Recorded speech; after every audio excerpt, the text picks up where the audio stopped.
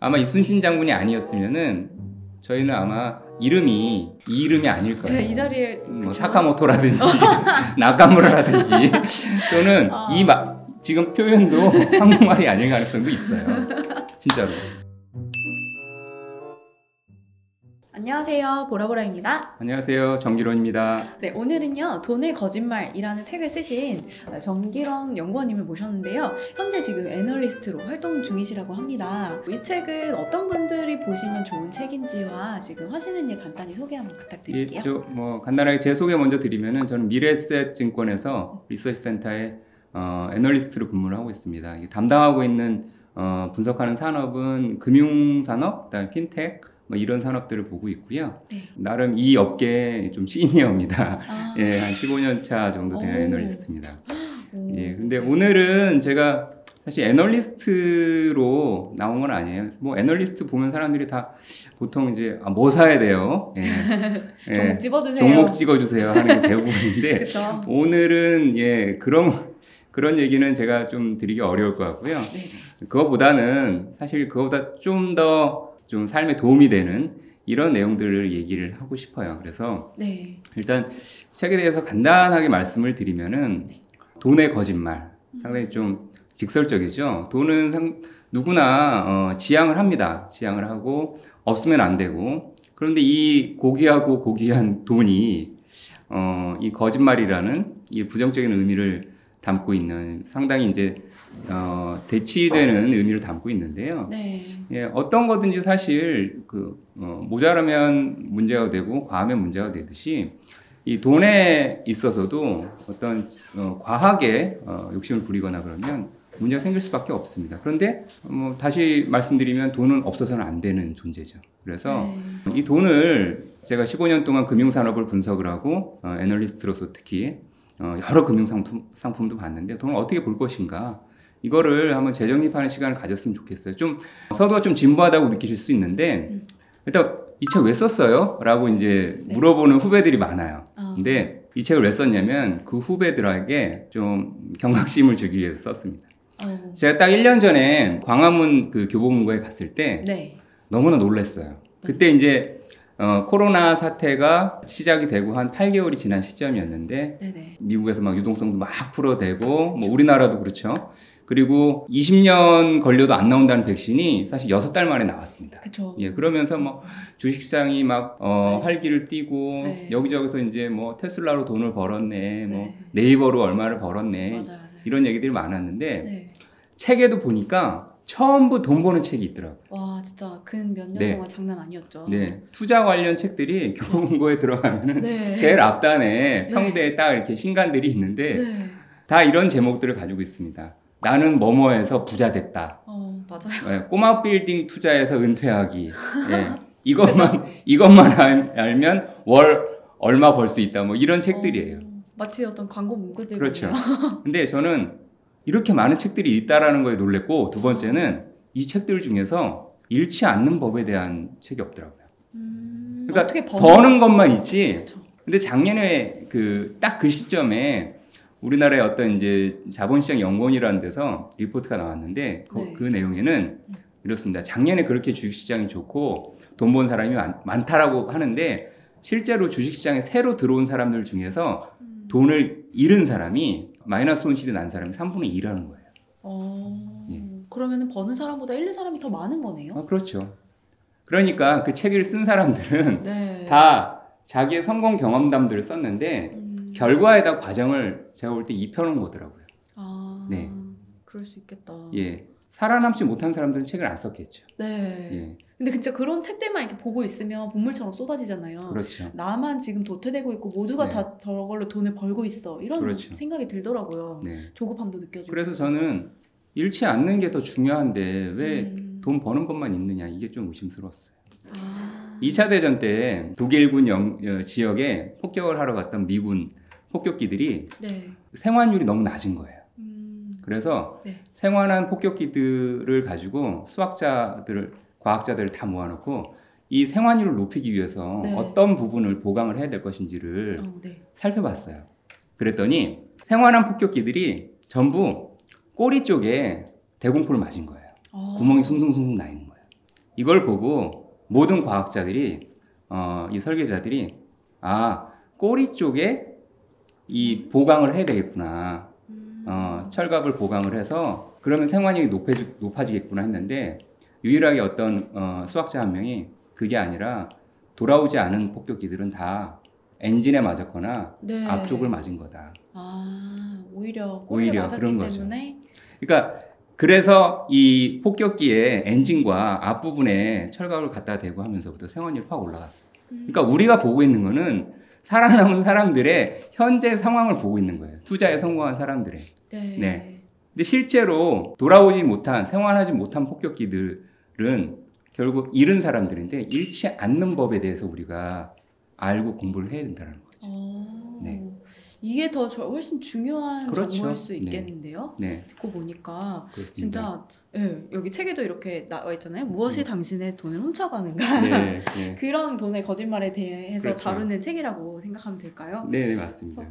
버는 것보다 그러면 네. 사실은 중요한 거는 잃지 않는 게 더 중요하다라는 말씀을 해주셨는데 또 이제 돈을 버는 것도 사실 중요는 하잖아요. 네네. 그렇다고 가진 것만 잃지 않고서는 네네. 또 발전이 없을 수 있으니까 그럼 벌려고 하면은 아무래도 조금 소극적인 자세로는 예. 돈을 벌 수 없을 것 같은데 그럼 어떤 태도를 가지면서 우리가 이게 이제 돈을 버는 것과 잃지 네. 않는 것을 네. 개념적으로 반대라고 생각을 하는 게 네. 문제예요. 저도 지금 그렇게 생각했거든요. 이분법적으로 생각을 하는 거예요. 네. 모든 상황을. 그게 아니라 돈을 잃지 않는 거는 돈을 벌기 위한 기본적인 전제가 돼야 됩니다. 전제입니다. 자, 우리 투자의 구루라고 하는 워렌 버핏 아시죠? 네. 워렌 버핏은 명언들이 많이 있습니다. 사실 그분이 책을 쓴 적은 없어요. 네. 그런데 이런 뭐 툭툭 던지는 한마디들을 이 사람들이 다 적어갖고 이제 막 한마디 돌리죠. 그리고 짤도 만들고 막 그렇습니다. 네. 워렌 버핏 짤이라고 치면요. 많아요. 좋은 얘기들이 막 나오는데 검색해봐야겠다. 그 중에서 제일 많이 나온 건 네. 투자의 제1 원칙, 돈을 잃지 마라. 예. 그러면 투자의 제2 원칙, 첫 번째 룰을 잊어버리지 마라. 정말 그렇게 말씀하셨나요? 진짜예요. 예. 찾아봐야겠다. 이게 너무 많이 회자되는 내용이라서 네네. 사람들은 또 그 소리야? 막 이렇게 얘기해요. 어제도 제가 이제 프로에 나가서 얘기를 했더니 너무 많이 들어 식상하다라는 건데 지나가는 범부가 그런 얘기를 했으면 사실 뭐 하나만한 얘기를 하겠지만 새겨 볼수록 이 사람이 한 얘기가 중요합니다. 자, 그래서 제가 그 내용을 가지고 숫자로 한번 계산을 해봤어요. A, B, C 세 개의 투자안을 가지고 투자를 하는 거예요. 첫 번째는 A의 투자는 뭐냐면 한 해는 10%의 수익을 내고 그 다음에는 0%의 수익을 내는 거예요. 그럼 잃지는 않죠. 그렇게 해서 10년을 가져가면 그러니까 10% 0% 10% 0%를 이제 5번 이제 회전이 되는 거죠. 그렇게 되면 1억을 투자를 하면 1억 7천만 원이 조금 안 되게 불어납니다. 잃지 않는 거. 잃지는 않죠. 그 다음에 B안은 뭐냐면 20% 플러스고 두 번째 해에는 마이너스 10%.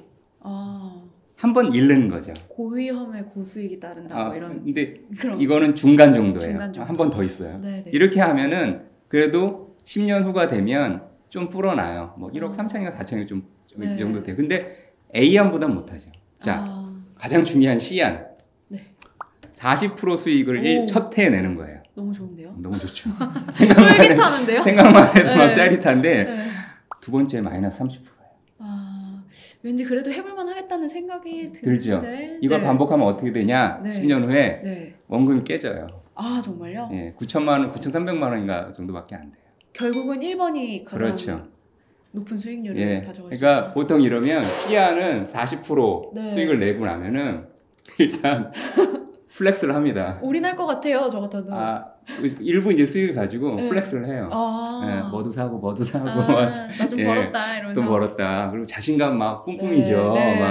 나 좀 투자 잘하나 봐 이러면서. 그렇죠. 작년에 그래서 나 40% 먹었어는 먹은 것도 아니에요. 누가 막 조언해줘도 귀에 안 들어올 것 같아요. 그렇죠. 내가 잘하는데 말로. 올해 우리나라 시장이 1월 6일인가에 아마 고점이었던 것 같은데 삼성전자 사겠다고 사람들이 구름처럼 막 몰려와갖고 작년에 그 투자 경험, 성공의 체험에 빠져갖고 막 대출 막 내가고 와서 했어요. 근데 올해 삼성전자가 삼성전자의 배신 막 이러면서 막 지지부진. 6만 원대 갔다 오고 막 마이너스 30%막 숱합니다 지금. 아, 그러면 내년에 또 심기일전에서 얼마 안 남았죠 내년?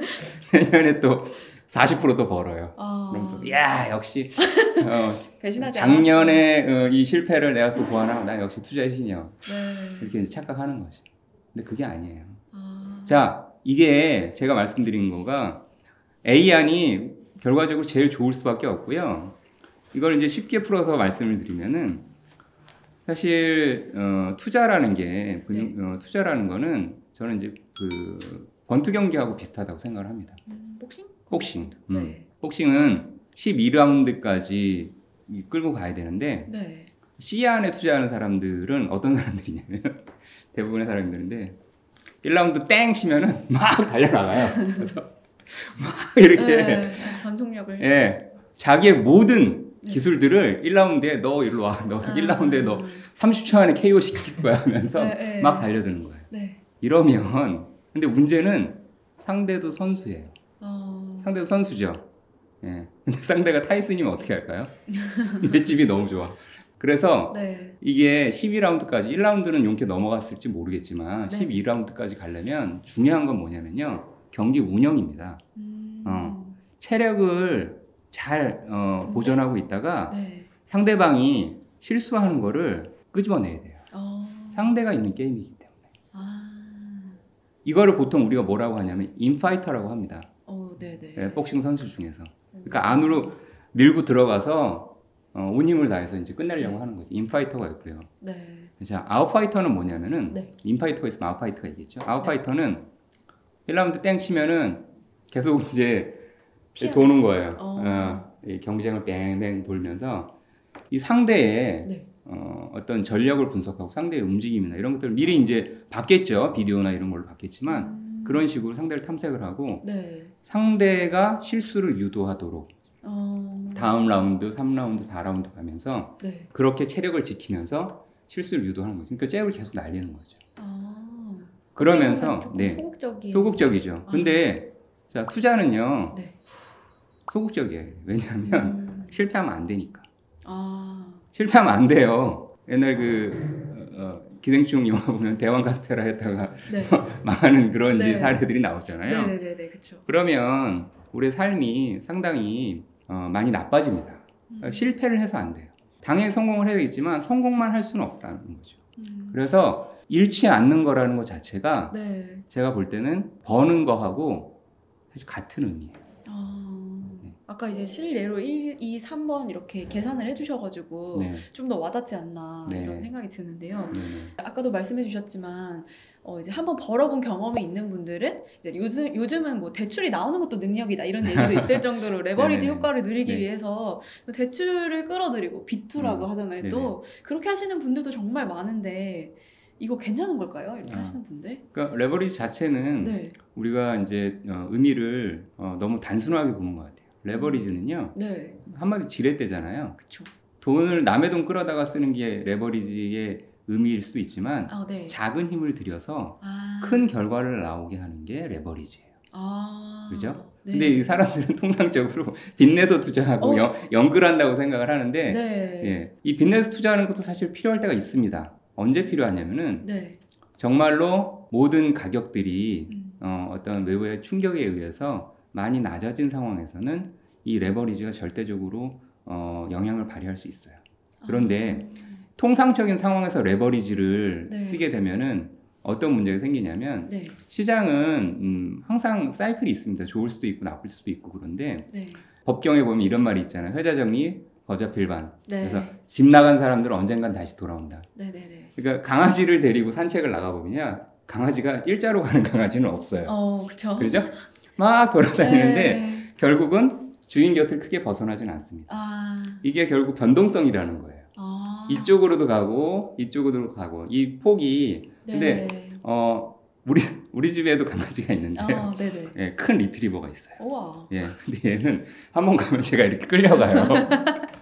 예, 크니까 네. 그리고 다른 강아지 오면 막 좋다고 막 날뛰는데 이런 경우에도 결국은 자기 자리에 돌아옵니다. 자, 시장에 갖다 대입을 해보면요. 네. 이 폭이 마이너스 30%라고 생각을 해봅시다. 마이너스 30%고 네. 그 올라가는 폭이 또 이쪽으로 가는 폭이 플러스 40%라고 하면 결국 합쳐보면 네팅을 해보면 이제 10% 정도씩 이제 매년 올라갈 수 있는 건데 그렇죠. 네.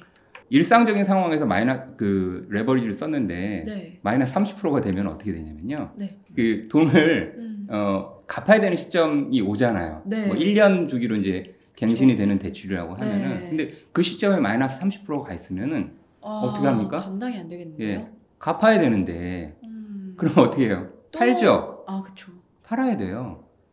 팔아야 되는데 자 다시 강아지로 돌아가면 네. 이 강아지 이렇게 갔다가 다시 이쪽으로 와요. 네. 자기 자리로. 네. 팔고 났더니 그러니까 보통 보면 왜 내가 팔면 오르지 이러는 게 그렇죠. 그게 일상적인 거예요. 결국은 올 건데 네. 다시 올 그거를 건데. 못 견디는 거죠. 그래서 진짜 현명한 사람이라면 네. 항상 그 나타나는 이 변동성의 나쁜 구간에서 네. 차라리 레버리지를 일으키는 게 근데 사실 그때는 좀 공포스러워서 못 일으키긴 하는데 그렇기 때문에 경험과 그 신중한 태도가 필요하다는 거죠. 레버리지는 그래서 필요하지만 그러니까 아무 때나 아무 때나 사시사철 쓰면 안 된다는 거죠. 그 의미를 제대로 알고 써야 되는데 보통은 그렇죠. 빚내서 투자하는 빚투를 레버리지로 좀 착각하는 네. 경우도 있는 것 같아요. 그렇죠. 그래서 레버리지는 좋은 환경에서 시장이 좋다고 쓰는 게 아니라 네. 시장이 나쁠 때 써야 되는 거예요, 차라리. 음.